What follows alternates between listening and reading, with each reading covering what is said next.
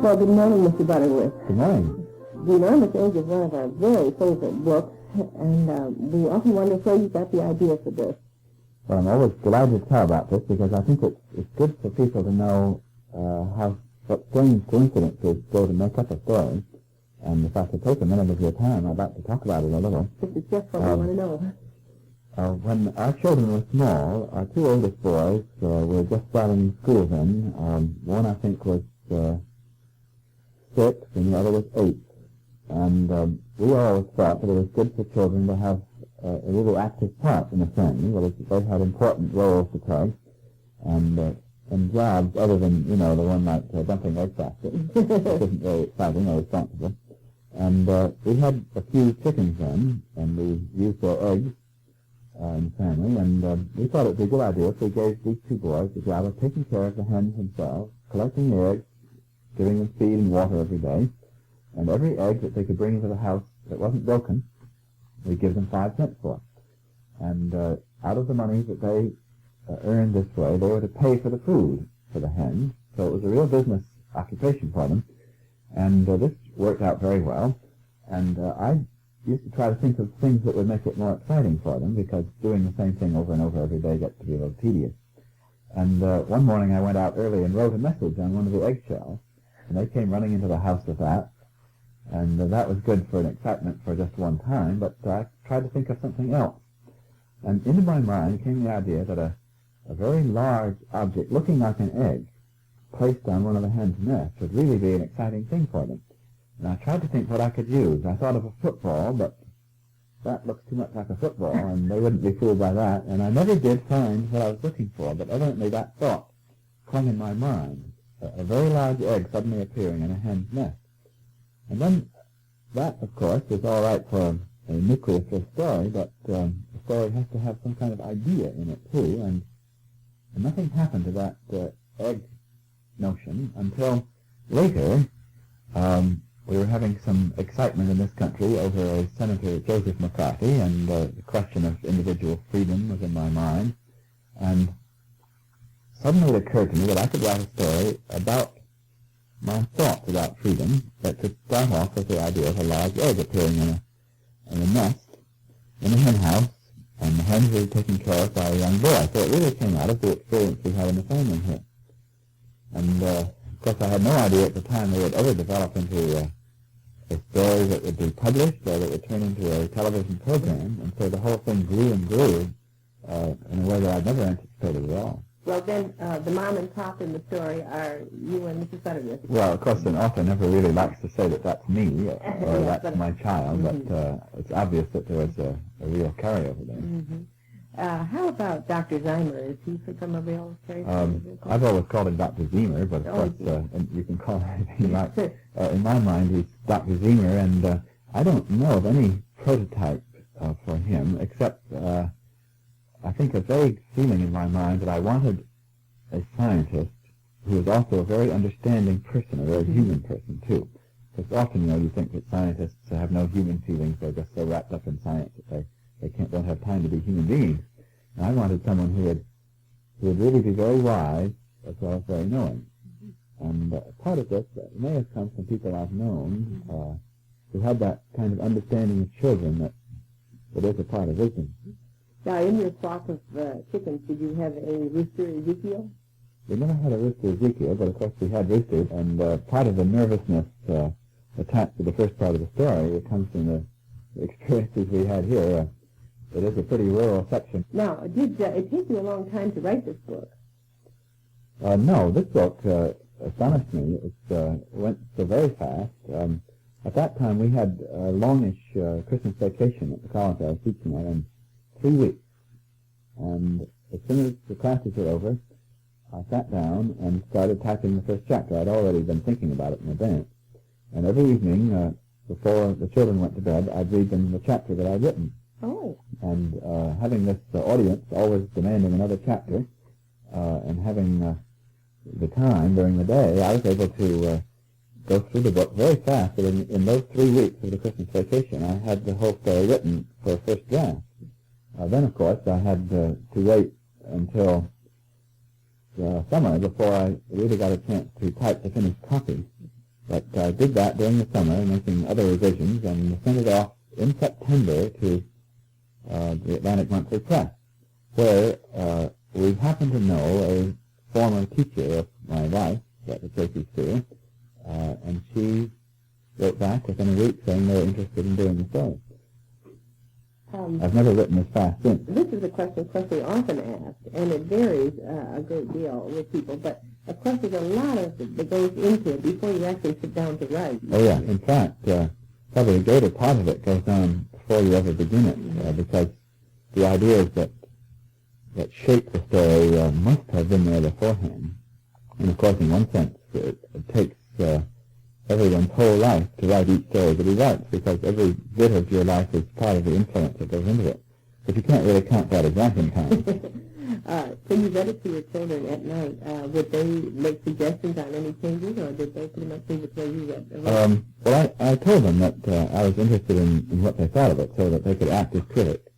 And so I'd say, after I'd read it, now, how did that go? Is there anything there that you think could be better? And they were helpful sometimes, although usually they just accepted it like good children. Well, Mr. Wright, had you studied a lot about dinosaurs? I hadn't made a specialty of dinosaurs at all. I had taught in elementary school for 2 years, just before this. And in fact, that was one of the luckiest things I ever did, because I don't think I would have taken up children's books if I hadn't done that. That opened up to me the realization of how wide open children's minds are, and how much more they can absorb and deal with than most people give them credit for. And I think this stimulated me to try a book that would really be saying something important to me, and not write down to children, but just say what I wanted to say, and whatever words I wanted to use, and see what happened. So it was an experiment in that sense, and I guess in that sense it's been very successful. But the criticism that children can give you in one way or another, directly or otherwise, I think is terribly helpful, and I miss not having my children at home anymore, because they were a big help to me. Did you ever live in New Hampshire? Yes. In the summers, we have had a little camp in the middle of New Hampshire, right on the edge of Squam Lake, that we built ourselves, and it's been a summer home for us for years and years. I first began going up there in the 1930s, and so we're very familiar with that place, and it means a great deal to us, and the fact that there is a town called Freedom, New Hampshire, is only half of the story, because there's not only a town there, but New Hampshire means freedom to us. It's freedom that the summertime means, swimming and canoeing and living outdoors, camping, and all those things that are so wonderful to be able to do. How did you think of the name of Uncle Beasley for the dinosaur? I'm not quite sure where the name came from. I wanted a name that would be unusual enough so that friends and relatives wouldn't say, oh, you were thinking of me when you used that name. This is an author's problem always, to find names that will be unique and won't seem to be simply representing someone in real life. And so I thought Beasley would be strange enough. And it also has a kind of nice, familiar sort of sound to it. And strangely enough, just to show you never can win with this kind of thing, it just turns out that one of our next-door neighbors is John Beardsley. And he said, you know, I think you must have been thinking of me when you read up that name. I'm interested to notice that down in Washington now, one of the model dinosaurs that Mr. Jonas made for the television program is standing outside the Museum of Natural History in Washington. And the children climb on it, I gather, and I was told that someone was there a while ago and heard a boy walking by the dinosaur and calling out, hello, Mr. Beasley. So I guess his name is getting to be known down in Washington. We enjoyed the television version of this, and we're looking forward to when they repeat it, because they want to see it again. I hope they will soon, because a number of people have spoken to me and said they had to miss it that time, and they're waiting anxiously to see it. Well, are you going to write another dinosaur story for us? Well, I don't have any immediate plans for a dinosaur story. What I like to pick for each of my stories is something that has a real lasting interest for children. And the things that have run through my mind so far, of course, are dinosaurs, electronics, and the book that I'm writing now, Caves. Oh. And I felt that if we could take something that really seems to have a very strong appeal for children and build your story around that, then of course they're going to like it anyway. Well, Trouble with Jenny's Ear is a good book, too. Now, how about the idea for that one? Where did that come from? Well, that came out of something that was happening in the early 60s, the 50s and 60s. I became aware of the fact that we were developing very rapidly a lot of electronic equipment that would reproduce voices and, in a way, actually take the place of living people. And I think the thing that struck me most forcibly was the suggestion that we could have teaching machines that would take the place of a teacher. And being a teacher myself, I didn't think this was an entirely good idea. But I more seriously, I felt that it was very important in the modern world we live in, that is so machine-conscious, to keep human contact. And that what was most important in the relation between teachers and students was the actual human beings there, and if we replace them too much with machines, we're going to miss the most important part of it. It's the actual contact between one human being and another that I was concerned with. So I thought I'd write a story that would say this, and it would somehow point out to my readers that I felt that the most important thing really is human beings. No matter how clever we get with machines, if we cut human beings out of the picture, we're missing the most important part of it. Well, did you know boys that rigged up loudspeakers this way? Oh, I did. right in my own family.